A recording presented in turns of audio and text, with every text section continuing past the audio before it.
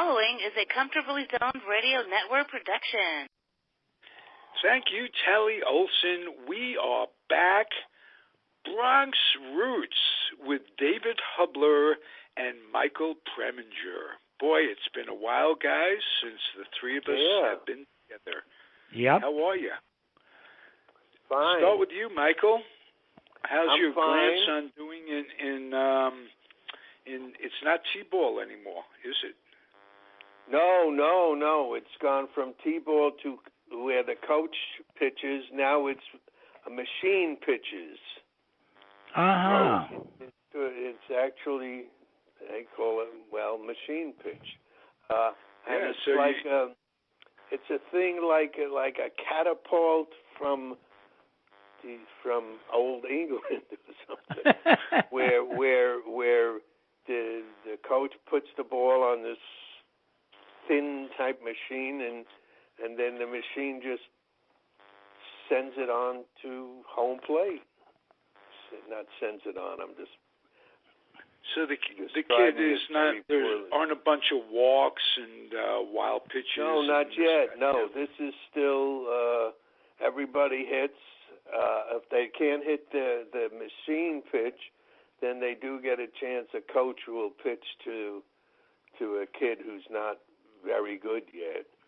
But there's no walks or anything. The next level is when the kids start to pitch themselves, and then you get walks, probably a lot of walks. Mm-hmm.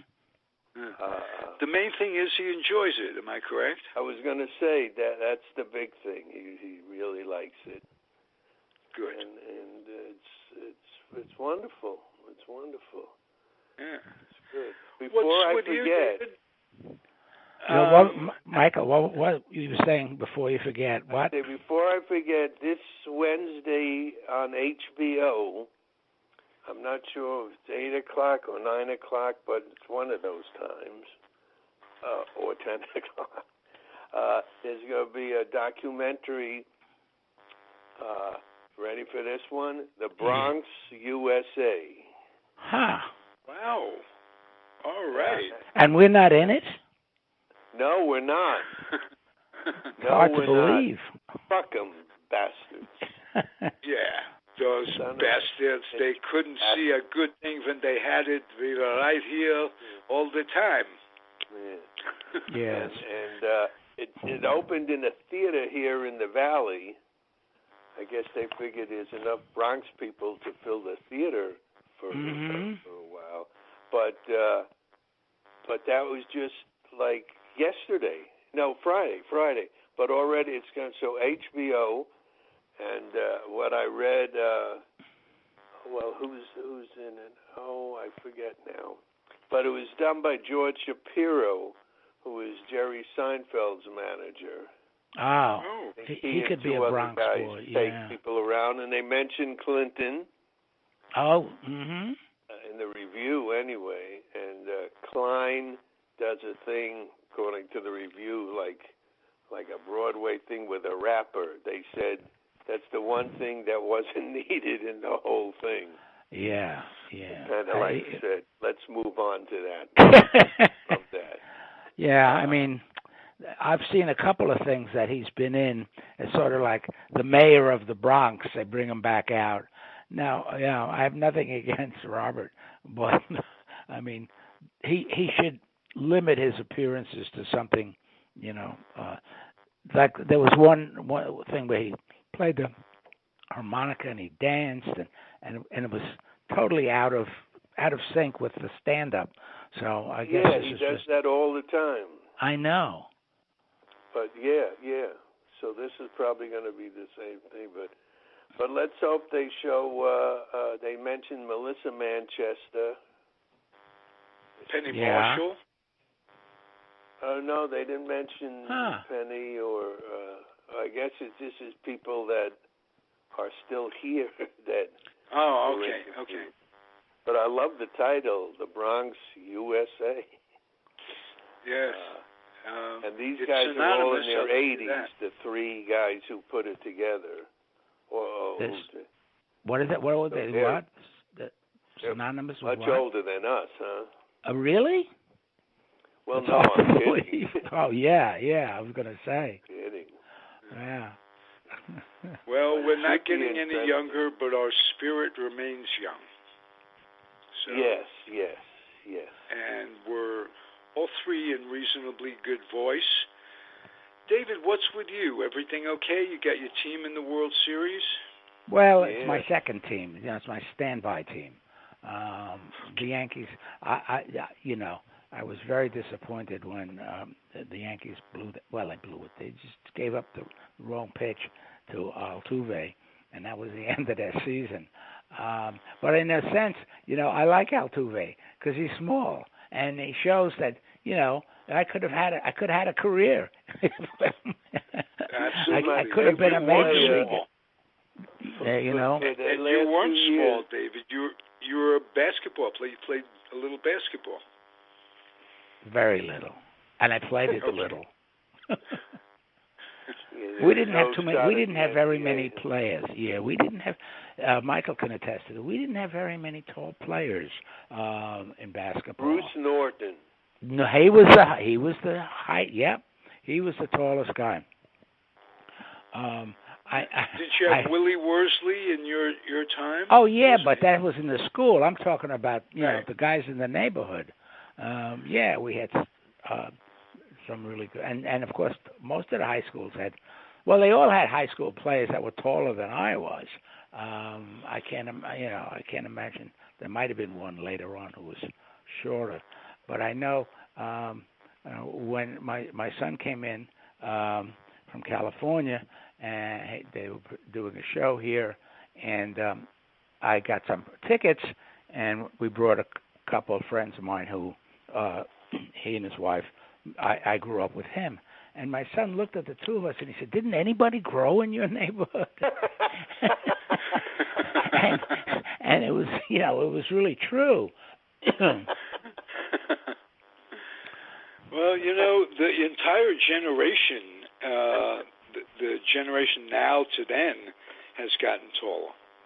Yeah, I mean, the first time I saw a really tall girl was when I went out to Detroit for the college newspaper editors convention, and they came from all over the country, and there were college girls in there. They all had a couple of inches over me. I credited it to the Kansas cornfields. I mean, they had to had to see over the corn, so they had to grow. Oh, that's great. I credit it to when I was performing a lot. I always remember in Green Bay, the girls in Wisconsin. I don't know how tall they were, but they were built like linemen.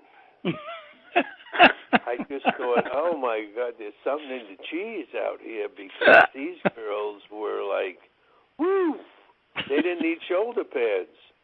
I mean, they were big girls, so they should meet the ones you met, David. They should have something or other. Over the cornfield. Here you go. Yeah. All right. Corn is as high as an elephant's eye. That's right. Well, it's a small elephant out here when we grow corn. We don't grow much corn in the Bronx, that's for sure. No, No, we don't. Michael, you were a comedian. Talk about being on the road. You mentioned Wisconsin. What's it like to the life of a comedian when you're off the stage and on the road? What's that about? Off the Stage and On the Road by Jack Kerouac's Uncle Mo. It could be on the lousy side. It could be very lonely because you're finished and you're in a town you don't know anybody. And during the day, I would walk around the first few days if I was somewhere, just to have something to do and maybe see something that I could talk about. But at night, I always I would hope that, speaking of women, that maybe I could go out with a woman. Right. that filled the time very nicely. Good. But I wasn't one of these guys who hit on everybody. So there were plenty of nights that I was by myself. So it could by be, choice. But you did. But most of your work was at night, wasn't it? At night? Oh yeah. So sometimes you didn't get finished. What, 1, 2 o'clock in the morning? I don't know. Oh. Yeah. Mm-hmm. Well, that's when you would hope that somebody else was still. I was still awake. Uh-huh. Still looking. And there were times, I'm sure, somebody would come up to you after doing a show, or you'd spot somebody in the audience. It happened a few times, but I'm greedy. I wanted it all the time. Yeah, but with the right person, you weren't just ready to, you'd have to enjoy the person's company, let's say. She had to breathe as part of it. Thank you, David. Well, that's Thank enjoyable. You very much. That's it. Yeah, that's enjoyable. Yeah, the company was important for about 12 minutes. After that, okay. Well, what am I going to do? Discuss the world affairs at 3:30 in the morning? Yeah. Right. How about the writing process? Did you write when you were on the road? Do you take time during the day? Write down something funny when it came to you? What was it like? I would do stuff like something like that. But I was never one who could just sit down and write jokes, unfortunately. So it'd be just something I saw, or sometimes playing off the audience, and stuff would come up. And I remember this piano player in San Francisco said I was the only comedian he ever saw who hoped that the audience would try and participate. Because I loved playing off the audience. I still do. I don't want to do my act anymore. I've heard it.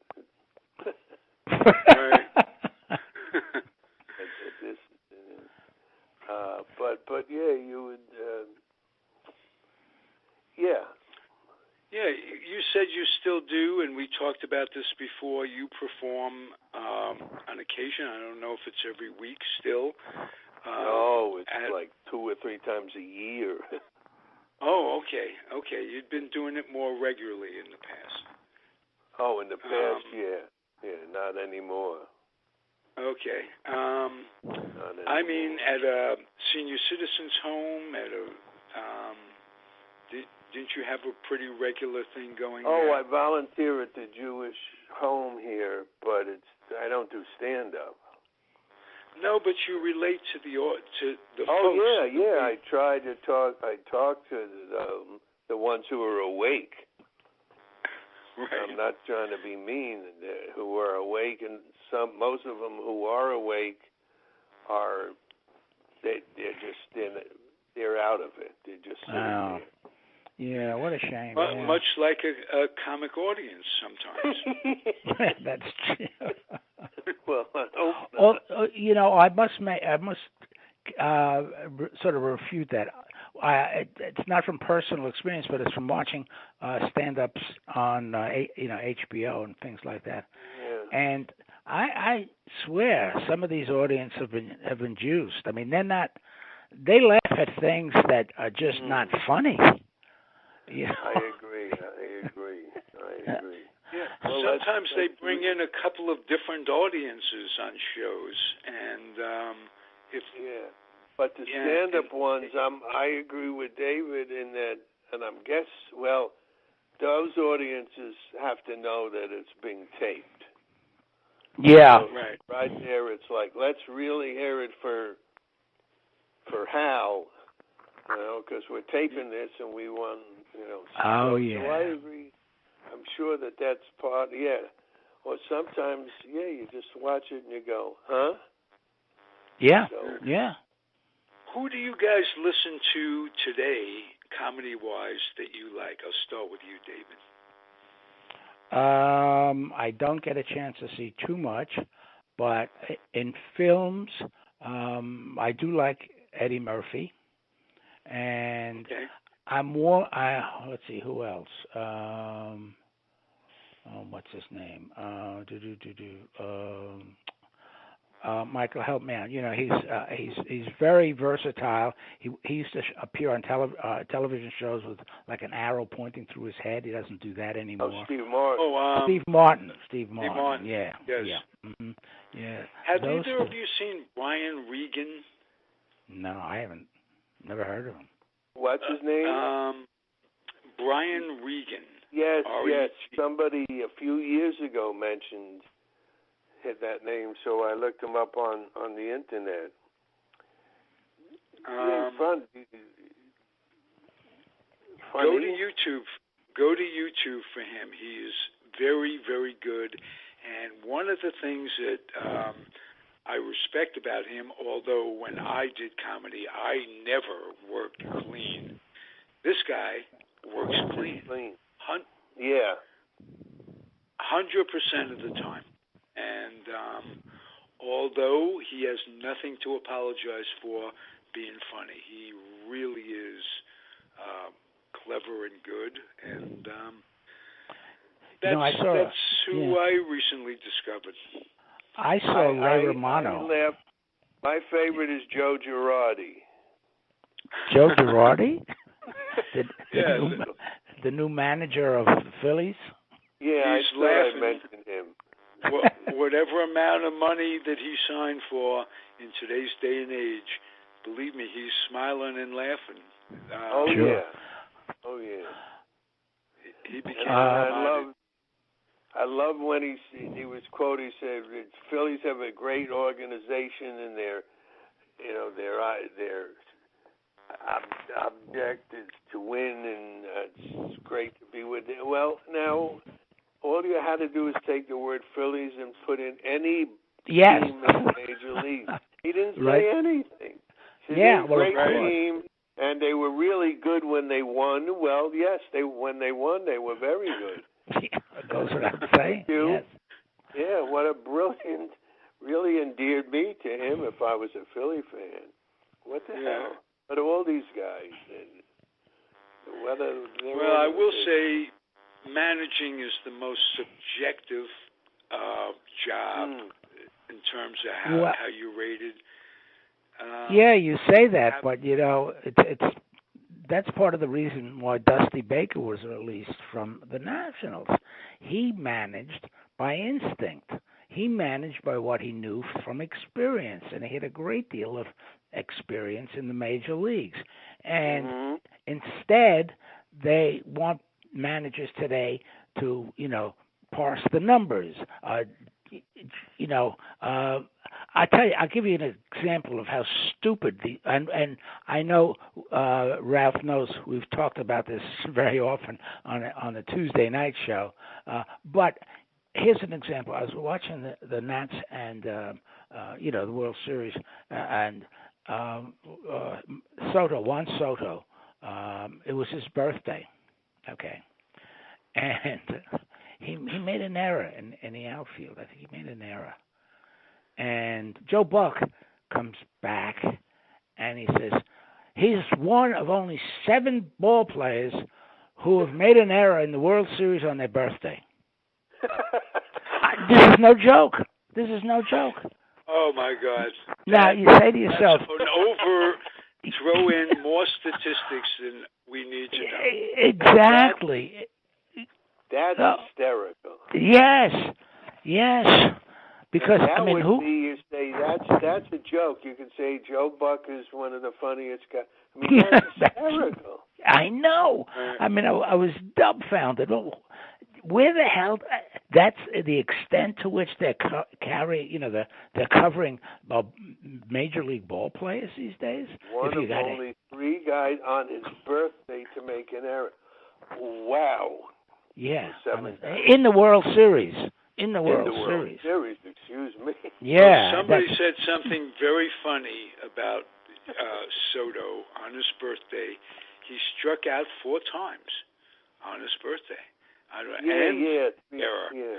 So somebody says he was a much better player when he was younger. When he was younger, I heard that. Yeah, I did hear that. Yes. Yeah. No, somebody couldn't have said that. Yeah. Yeah, it sounded like a Yogi Berraism. It said it as a joke, of course, but right, sure. Okay. Yeah, that's a good. It was that was funny. Just tell you about the home runs in the World Series on your birthday. It was ridiculous. It sounded like the one announcer I really can't stand is Bob Costas. Costas would love. I was going to ask you, why don't you like him? Because those are the kind of things he comes up with all the time, and he'll repeat them throughout the course of the game. He'll say, "Well, I mentioned this before, but Juan Soto made an error on his birthday in the World Series." Well, of course, he hadn't been in the World Series yet, but Costas got it all prepared. Say he's ready for it. He's got all the trivia in the world sitting there on 3x5 cards, index cards, and he can pull them out at any moment. But he could not live a fart at a Boston Bean Party. Exactly. Yeah. Yes. To coin a phrase. Yes. So anyway, that's what my point was. That this business with cybermetrics and all this stuff, there's got to be an end to it. There's got to be a point beyond which you do not go. Maybe home runs hit on your birthday during the World Series could be the one that shuts off the tap. Yes. Let's hope so. What do you, if you had a prediction to make, it's 2-2, it's your two favorite teams. What two favorite teams? No, it's your second favorite team, I meant to say. Yeah, I think my second favorite team is going to lose. You think they'll lose okay. Yeah. That's your prediction. Yes. Okay. I think they'll lose tonight. Well, the Astros are damn good. Oh, tonight, huh? Yeah. Fortunately, it was pouring here till about 11 o'clock, and now the sun has come out, and it's really nice. And that's predicting a really good evening to go to the game. $1,000 for a ticket. Can you believe that? Whoa! And the parking is going for $100 and a quarter. That's Los Angeles, for the NBA. Yeah, they get those kind of $1,000 for Yeah. Well, I'm sure that's a good seat, but who knows? Who knows? It might be another 83 years before they get in the World Series again. So you want to be there when history is being made. Yeah. Well, while we're talking about the World Series and we're talking about you having a grandchild playing baseball, you want him to be a baseball fan. Is there one game that was played or will be played in the entire playoffs during the day, so it's possible for a kid to get to see it? No. Absolutely not. Right. It's actually in the contract from Fox News. Yeah, I found this out recently. The contract between Fox News and Major League Baseball expressly prohibits any World Series game being played during the day. Can you believe? Now, and that. Let's say, for example, there was a rain out or something, and the next day they had to play because they're going to be moving on to the other team. Nope, they had to play. They still have to play it at night. And I think that's criminal. I think that's absolutely criminal. It puts a lot of money in Major League Baseball coffers, but it does absolutely nothing to help foster enjoyment of the game for kids. Of course. Do you remember when we were kids, we'd take radios to school during the World Series? Oh, yeah. Yeah. And plugged it in, and everybody was talking about it.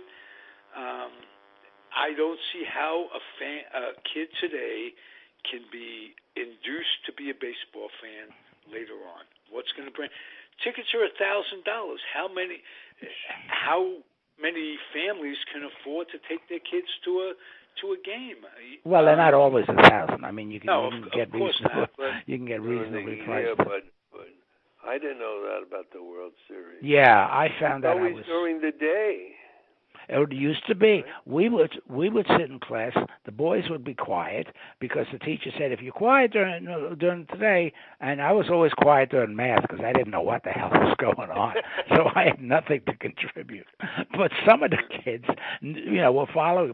But the girls were always quiet. In that day and age, girls didn't make a fuss. They just sat there, and so we would be able to turn on a radio.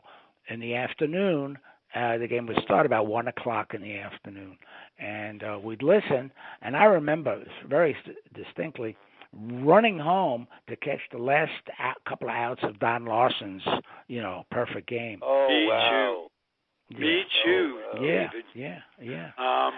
And I just want to say, every time that comes up, I grew up with a mother who was secretive about her baseball because my father thought the entire idea of sports was just trivial and it's nonsense and this, that, and the other thing. But my mother from the old days when she grew up in Mount Kisco was given tickets, and she told me about this on the day that I came home that we're talking about, October 6th, 1956, when Don Larson pitched that no-hitter, that perfect game. I came home and was sitting on the couch, and we're watching that game. My mother's lying on the couch, I'm sitting on a chair. And she told me the story that in 1939, she was a 19-year-old girl, and living in Mount Kisco, somebody laid some tickets on my grandfather for the game. He couldn't go, so he gave them to my mother, and she got to watch Lou Gehrig give that speech. Oh, really? Wow. And she also, with me, got to watch the end of that Don Larson thing. So she got to watch two of the greatest baseball moments, even if the other one was on television. And as a casual fan, it always got me that fans could be fans all their lives and they'll never see a speech like that or series victory. Yeah, sure. Yeah. But I saw something. This moment I spent with my mother. That's all. Oh. Great. Yeah. That's a wonderful story. Yeah. Those are the things you never forget. Like the first time you go to a game. Also. I saw something on we're talking about TV and seeing things. There was I know what it was. American Experience, that series. This was about Joseph Pulitzer, and I didn't know much about him. In fact, very little, other than that he was a newspaper mogul, and I didn't even know that he was an immigrant and that he was Jewish. But what surprised me, they had all this. Yeah, I didn't know. They had all this footage of the era, the early 1900s, 1903, 4, somewhere in there, and there was one scene of it must have been on the Lower East Side because the street was just crowded with people, and there was one kid who was swinging a bat, and he swung, and it wasn't really even a bat; it was more like a broomstick, like we used to play with a stickball. Stickball bat, but, yeah, but he was swinging this in front of the camera. He wasn't hurting anyone. He was swinging, and it just reminded me. The kid was swinging a bat 100 years ago. No, seriously, it's 100 years ago, and it was the same swing that kids today will swing, that your grandson will swing, is the same as that kid back in 1902, 1903. yes, that is remarkable. You know, yeah. I mean, that's the thing that makes the sport so great is that its history. Its history is a living history. It's still part of the game. You know, he pitched 6 strong innings. Well, so did so and so in the 19. You know, it was on his birthday in the World Series, kind of thing. But that's what keeps that. That's why baseball is the most written about sports. More books and articles have been written about baseball history and personalities than any other sport, by far. Yeah. And that David, you'll be able to tell me who said this. There was somebody that said you can't tell the core of America without learning baseball. Yeah. It was a very the soul of America. The soul of America. The soul of. Yeah, it was what's his name? Who came to the States in the 18-somethings, I forget. But anyway, yeah. Mm-hmm. Well, I also want you talked about Joseph Pulitzer. I went to Joseph Pulitzer Junior High School 145. Oh, really? And I learned from you today that he was Jewish. Yeah. I had no idea. I didn't either. Tell me but something else. it figures because his parents were Jewish. Yes,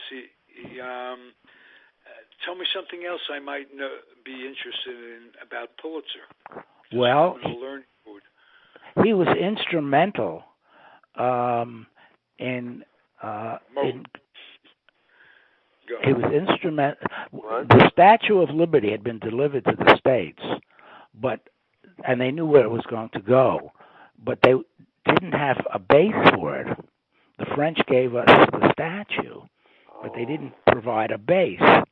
And Pulitzer was instrumental in a nationwide campaign, especially among kids, to send in your nickels and pennies and to create this base for the Statue of Liberty. And they raised enough money to have it made. It was designed by a famous architect of the time, but whose name I don't recall. But it was very interesting that in those days, for 2 cents, you got a soda or a newspaper. So for kids to give up, 2 cents plain. Yeah, 2 cents plain, exactly. So for kids to give up the nickels and pennies and things like that, but it was due to Pulitzer that they raised all that money to build the base for the Statue of Liberty. Yeah, before that they had about 3 or 4 people holding it up. After a while, it was. And one of them was David Copperfield's father, and he said, "Someday, damn it, this thing's going to disappear, and I'll be so happy." Can I read this? It says the sculptor who designed the Statue of Liberty was Frederick Auguste Bartholdi. Yeah.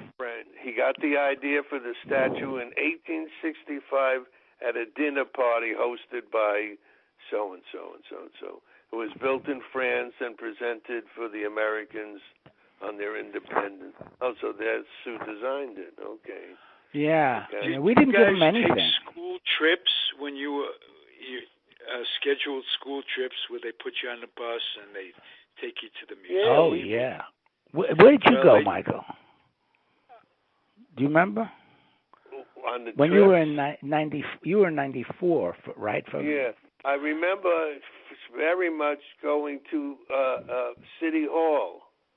Wow. Yeah, we met. So who would have been the mayor in the 50s? Wagner. Yeah. Wagner. Okay. Yeah, he was Robert almost Wagner. mayor for life. Robert Wagner, Mm-hmm. whose father had also been.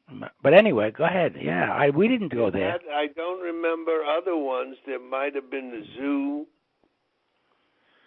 Yeah, we had the Museum of Natural History and the Staten Island thing with we'd go out to Staten Island and go to the Statue of Liberty and actually walk up the stairs. I don't know if you guys ever that's did interesting. that. With the kids, as kids. Why would you go to Staten Island?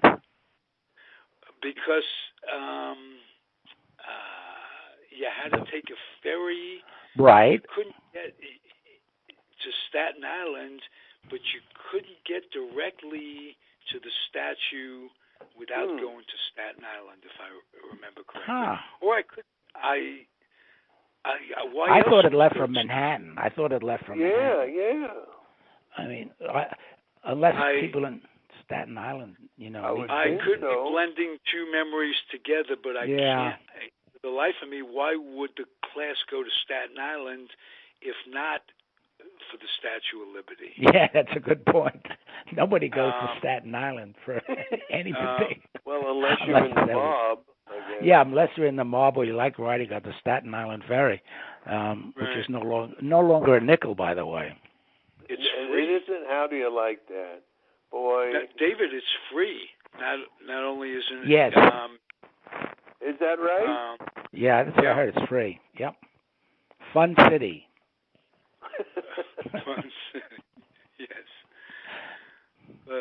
But we'd walk up those old green, kind of barnacle-like stairs.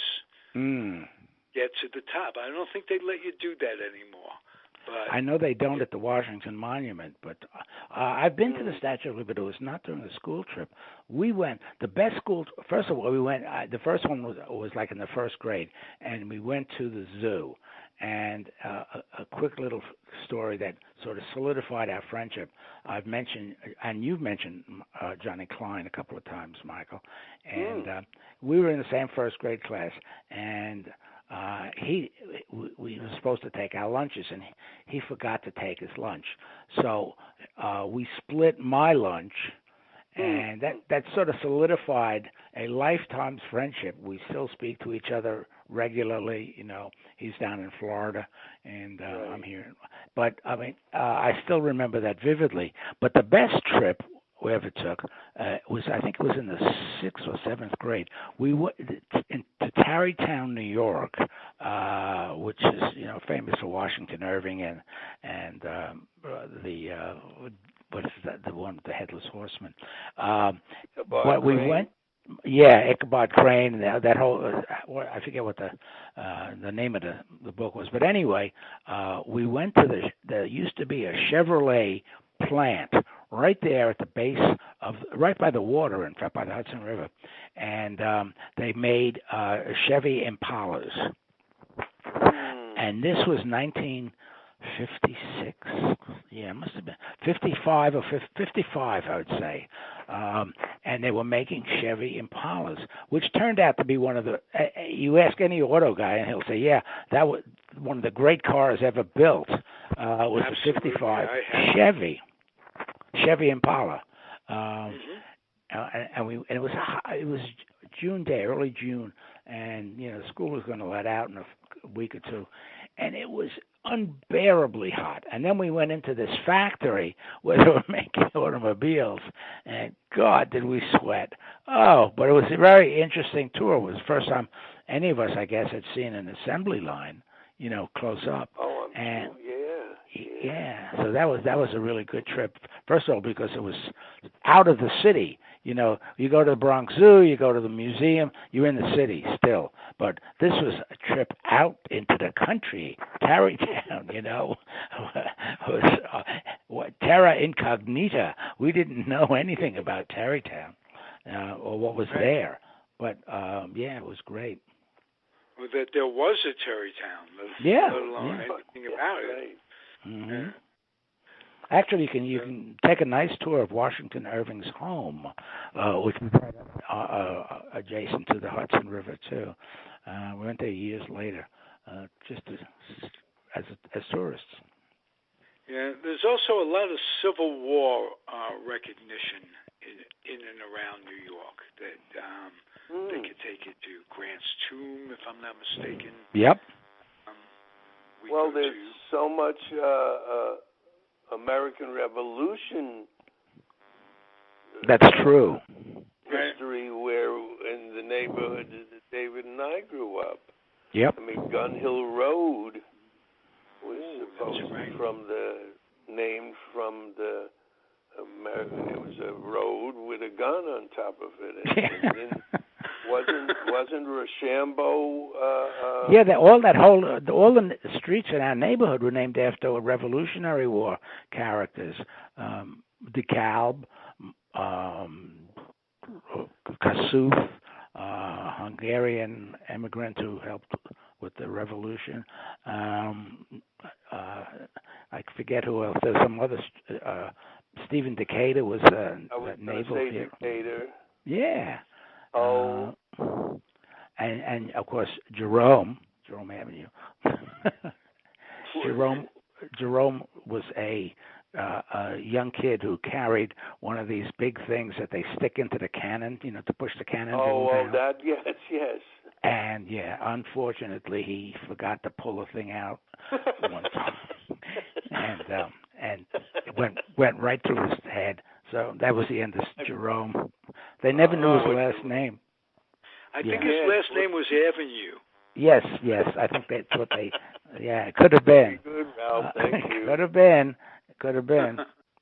Because General Burnside became Burnside Avenue, so he could have been, the same thing. Yeah. But Michael's right. There was a lot of Revolutionary War. Up there, and even before that, because of the Dutch influence that settled up in the Bronx, which of course was Bronx was a Dutch family with the Bronx name KX, Bronks. Yeah. So there was all of that, and there used to be. In fact, there was even you remember that farmhouse? I think it was on Bainbridge Avenue. There was an original farmhouse dating back to the Revolutionary War, and I guess they just built around it. It was across the street from that Reservoir Oval over near you.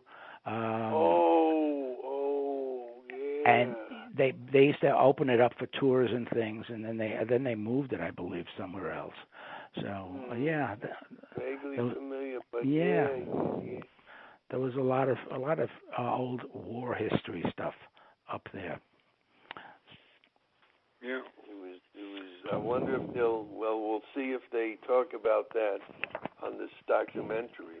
Yeah, I'll have to make sure I record it. That's Wednesday night on HBO. Am I correct? Yes. There's also a documentary coming out about Ralph Lauren. Oh, yeah. Lipschitz.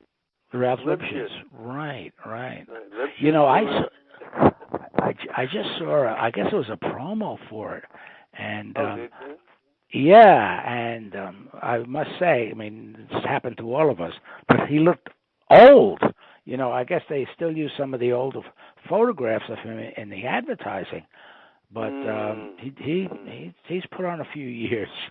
Well, let's let the audience know that Ralph Lauren grew up with you guys. Yeah. Literally. Yeah. And there was another famous designer. I can't think of his name. Calvin Klein. Calvin Klein. Imagine the odds of that. Two guys grow up in one neighborhood. Right. Did they know each other? I don't know. But it put a lot of pressure on us because we had to dress appropriately whenever we went out. We'd be criticized. Yes, it was terrible. God forbid we mixed up plaid with a stripe. It was just terrible. It was terrible. It was, you carried the weight of that. You've carried, both of you, the weight of that all your lives. Oh, yeah. Even today I can't buy jeans without his name on the back. That's right. Thank you. Well, you didn't grow up with Wrangler. No. All right, guys. What a terrific show. I so much enjoy your company. I do, too. I really have a great time when we do this. Mm-hmm. Yeah, this has been great. Next week, my grandson's game is at 8:30. Believe it or not. But let's do it the week after then. Okay, so we're talking November. Yeah, November 10th? No, I yes. don't think it's that far. The is 3rd it that is. far? Oh, we're getting close to November. Yeah. Yes. Next Sunday, not today, but next Sunday is the 3rd, and that's the end of daylight savings time. Beautiful. Right. So we'll get back together on the 10th. 10th. And right. I want you to both stay healthy until then. And you too, well, Ralph. You too. Thank you. All right. Okay. Thank you again for listening, everybody. David Hubler, Michael Preminger, and me, the weak link, Ralph Tyko, who's only half Bronx, but it's the best half. My grandparents, Valentine Avenue. Oh yeah. I love those days. Let me tell you, more than I can say. All right, guys. Stay well. Take care. Okay. Bye. Thanks for listening again, everybody. Comfortably Zoned Radio Network. Adios. The proceeding has been a Comfortably Zoned Network production. You are advised to keep your dreams wet, your humor dry, your children and grandchildren out of military recruiting offices and off the laps of clerics who wear dresses. Thank you for listening, everyone. Happy trails.